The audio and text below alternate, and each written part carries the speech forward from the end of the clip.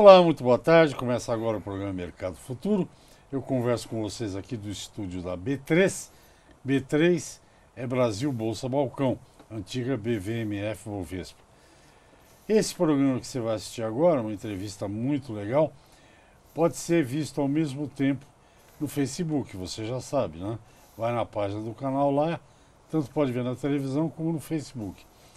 E daqui a alguns dias essa entrevista estará no YouTube.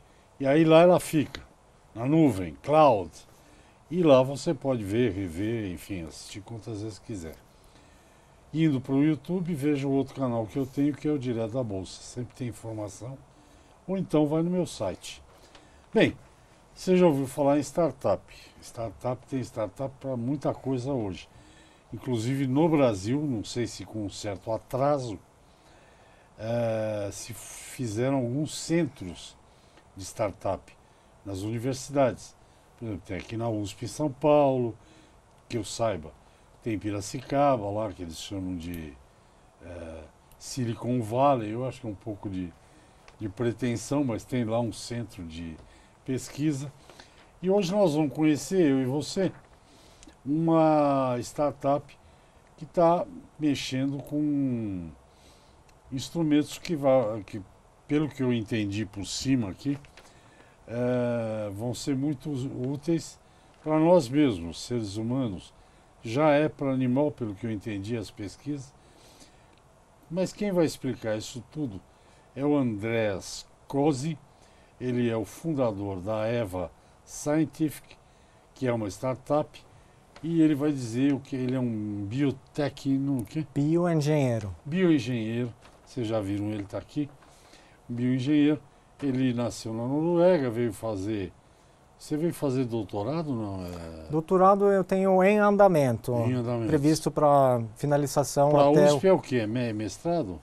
Ou só USP pesquisa? Eu fiz parte do meu mestrado, porém eu ganhei o diploma da Dinamarca, mas a pesquisa foi realizada dentro da USP, em 2007 e 2008. Nós vamos falar dos assuntos dele aí, mas na verdade esse programa podia ser um dos meus planos. Agora eu vou conversar com ele aqui.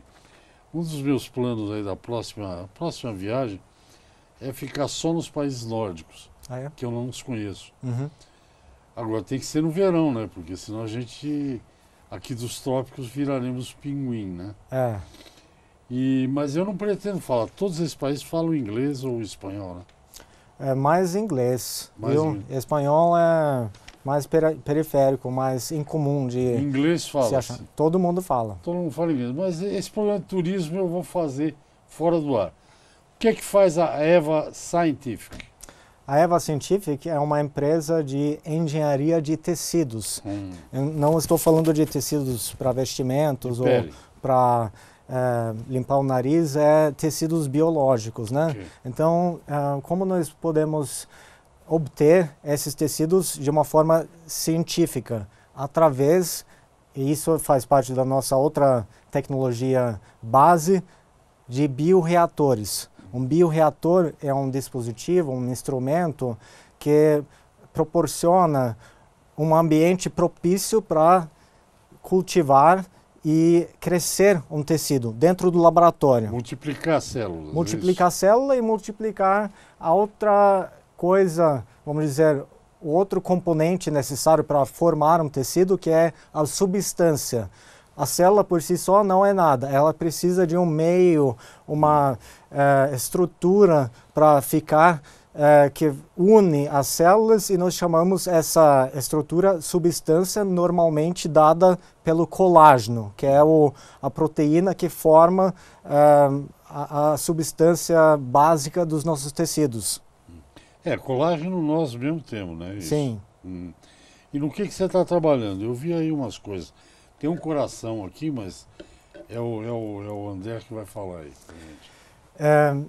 Nós dominamos diferentes tecnologias. Uma é, que eu mencionei, bioreatores, que são equipamentos que controla temperatura, o pH, outras coisas que têm por exemplo, no nosso sangue, uma mistura de sais e nutrientes, tem estímulos como a forma que o coração pulsiona o sangue através de todos os tecidos e órgãos. Essas são coisas que podemos recriar artificialmente com o bioreator. A outra coisa que focamos é a obtenção do colágeno propriamente dito. Ele pode ser extraído de tecidos de animais e, em alguns casos, também secretados por células em bioreatores, e nós obtemos, então, esse colágeno como uma matéria-prima. Usando o bioreator e outra tecnologia chamada biofabricação, nós podemos fabricar, criar tecidos. E uma dessas estruturas que conseguimos fazer é biomembranas à base de 100% colágeno, que nós biofabricamos com o nosso bioreator, usando um colágeno. Está mostrando lá, pode continuar falando. Que é útil para a regeneração de vários tecidos diferentes. Nós temos experiências clínicas com um ensaio clínico em andamento com gatos e cachorros, porque vimos o mercado veterinário também como uma grande plataforma de futuramente chegar à utilização em humanos, porque tem todos os paralelos entre os animais e nós, né, que podemos até considerar um animal. Sim. Somos muitos mamíferos do mundo, né? Sim, com certeza. Isso aí o que é? É uma pele. Se você tiver um ferimento, estou pegando a parte prática. Sim. Via o bioreator, sei lá, o colágeno, que é a tua matéria-prima, você pode fazer uma regeneração, é isso? Isso. Porque, como é que isso acontece? Então, nós gostamos dessa abordagem utilizada nesse produto que está em estudos, que é a abordagem acelular.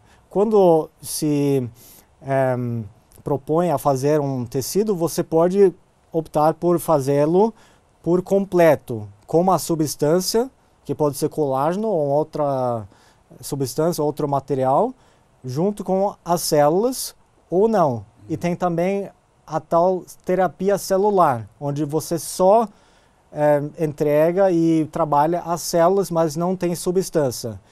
Na abordagem acelular, usando só o colágeno, você pode aplicá-lo diretamente no local que está sujeito a uma trauma ou uma doença, e a presença do colágeno na forma de um material estruturado favorece a captação de células no entorno e acelera a regeneração. Então, em termos práticos, isso é bem legal. Como nós podemos fazer, e foi a abordagem utilizada nos nossos pacientes no ensaio clínico, daqui que o senhor é aplicar em uma sala cirúrgica, né? O que está aqui dentro é isso aí. O que está aqui dentro é isso, mais o colágeno, que é branco. Ok. Aí está sem colágeno. Aqui é uma membrana sintética, que é o nosso aplicador.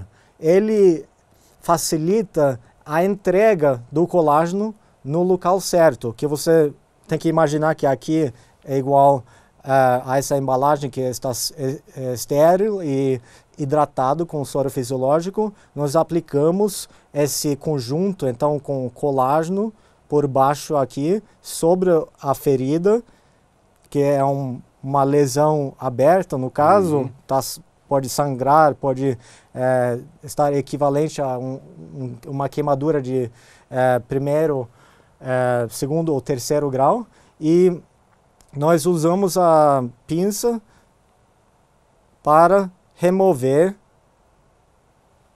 a membrana sintética, que joga fora, e fica só o colágeno, e ela vai se reintegrar ao tecido do hóspede, de uma forma muito natural, porque o colágeno ele é natural, ele não vai causar uma rejeição por parte do paciente, do tecido. Entendi. Muito pelo contrário, o organismo vai reconhecer como si próprio. Isso é muito vantajoso para o processo de regeneração.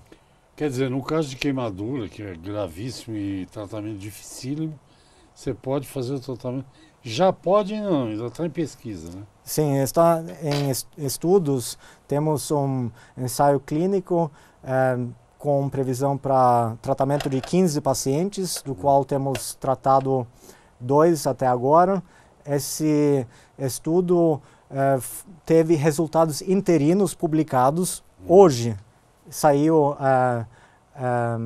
o manuscrito na versão final, então em breve você e os ouvintes podem acessar numa revista científica de renome, e estamos recrutando mais pacientes também que podem participar no estudo. Nós vamos a um pequeno intervalo, eu esqueci de falar, tem 2 intervalinhos. Já a gente volta para continuar, tá bom? Tudo bom.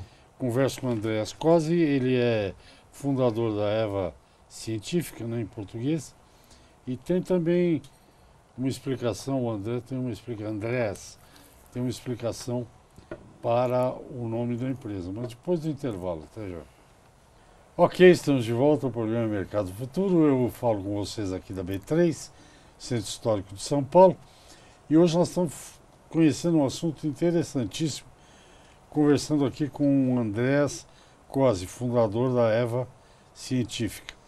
E ele me explicou antes do programa que EVA é porque EVA é vida, é isso que você quer explicar rapidamente? Então, como talvez é o problema de muitos empreendedores, até como que vai chamar uma empresa. Você tem algumas habilidades, uma bagagem, mas tem que pensar numa coisa sucinta e com um som, né, legal, que inclusive futuramente pode virar a sua marca. Por isso é importante ou acertar de primeira, ou você ter uma saída de mudança de nome, como tanto ocorre também em corporações. Quem escolheu você? Eu palpitei um pouco, né, com pares e minha esposa. Eu tive até um aviso, vamos dizer, qual que é a palavra? Uma dica, assim, talvez é vantajoso evitar porque remete a pecado, esse tipo de coisa, da Bíblia, mas eu fiquei muito mais focado nas coisas boas que remete à palavra Eva, que pode inclusive significar mulher propriamente dito, que é uma fonte por si só de vida, e é isso que tentamos fazer na empresa, dentro das nossas condições humildemente humanas, né? Não, e de recreação. Bom, tudo bem, religião a gente não discute, porque cada um tem a sua. Então, eu, pelo menos, religião, política e futebol eu falo pouco. Mas, pobre da Eva comeu uma maçã e aí... Não é verdade? Aqui no caso, não. Aqui no caso, estamos falando de regeneração. Isso. E que pé está a tua startup? Você já está produzindo isso aí? Está ainda em pesquisa? Quando é que vai valer mesmo? Inclusive, eu estou me direcionando, né, na comunidade dos seus ouvintes para enxergar essas tecnologias como o futuro. Tem bem a ver com o nome do seu programa, que temos que pensar para frente, é isso. Todos apostar naquilo que é o futuro de curto, médio e longo prazo, e até coisas como o futuro da nossa civilização. Porque nós começamos com algumas técnicas, no caso de tratamento de doenças, que lá nos tempos passados foi mais à base de plantas e ervas, e foi evoluindo para moléculas que foram identificadas, estudados, e agora estamos numa época que célula também é bem na moda, está virando mais de praxe, um tratamento de certa forma tradicional para alguns casos graves que precisamos de células-tronco, como leucemia, por exemplo. Mas isso é só a base da pirâmide que nós temos que explorar mais, que é um nível a mais da célula, você tem o tecido. E um nível a mais do que isso, você tem o órgão, que é vários tecidos agindo em conjunto. Então, eu acredito muito nisso, que nós temos que cada vez mais nos desafiar e subindo em termos de complexidade, mas com uma participação ampla na sociedade, nos stakeholders e investidores, né, que vão fomentar tudo isso. O que você chama? Eu li alguma coisa, talvez na tua mensagem do WhatsApp. O pensar fora da caixa. Não foi você que falou isso? Sim, falei. A caixa é o que se faz usualmente. Você queima, faz aquilo lá que quebra o braço, imobiliza. Isso é a caixa. No caso do teu trabalho científico, o que é pensar fora da caixa? É pensar que tem N aplicações de um determinado produto ou tecnologia. No caso do colágeno, isso é muito versátil também, flexível e versátil, que não é a mesma coisa também. E ele é versátil porque ele pode ser usado para pele, mas ele pode ser usado também para reparo de tendão, por exemplo, que é um assunto que me interessa. No caso, fiquei sabendo que cavalo, quando lesiona o tendão de Aquiles, pode até ir para o sacrifício como... Você já explica isso, tem que pedir intervalo, pode ser? Pode ser. Como é que fala bom dia em norueguês? God dag. God dag. God dag. Em alemão é Guten Day. Guten Tag. Guten Tag. Esse aqui, o programa também é um pouco poliglota. O rapaz fala 3, 4 línguas aí, algumas dificílimas. Eu vou pegar algumas coisas. Depois do intervalo eu pergunto para ele. Até já. Vamos ao intervalo, eu volto rapidinho. Ok, estamos de volta. O programa Mercado Futuro. Eu falo aqui da B3. Meu entrevistado é o Andreas Kosi. Ele nasceu na Noruega. Eu tenho um amigo, eu estudei na Universidade de Stanford um período, 2 anos, 3 anos, na Califórnia, Estados Unidos. E tinha um colega de classe, era um finlandês. 2 coisas que eu não esqueci do finlandês. Tom Backmanson, ele chamava. Primeiro que ele odiava os russos, com razão, a gente sabe, né? Basta ler um pouco de história. E o segundo que ele me convidava sempre.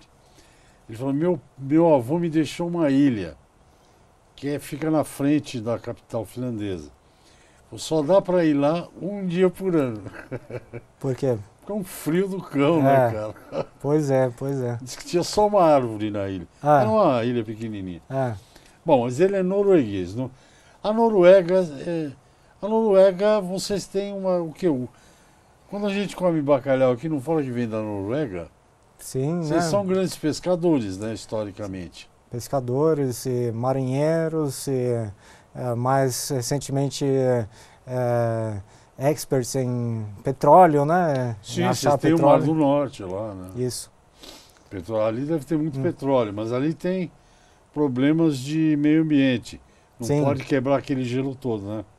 É verdade. Tem que ter isso faz, inclusive, parte da renovação, que é a principal petrolífera do país, o Petrobras de lá, né? Que antes tinha o nome de Statoil.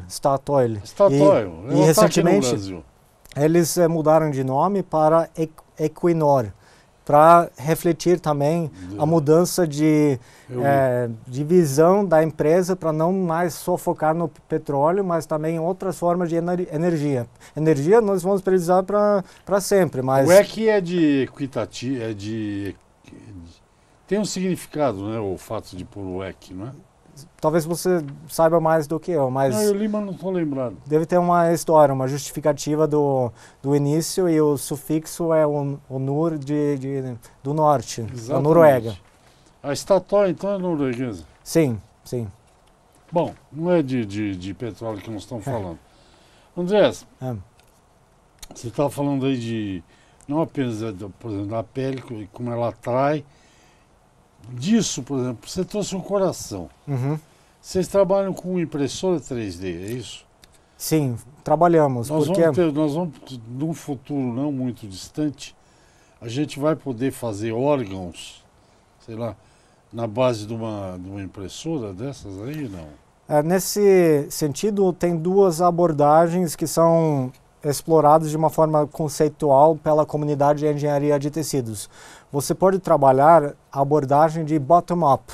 É quando você tenta recriar uma estrutura muito complexa, como o coração, de uma forma da base para cima.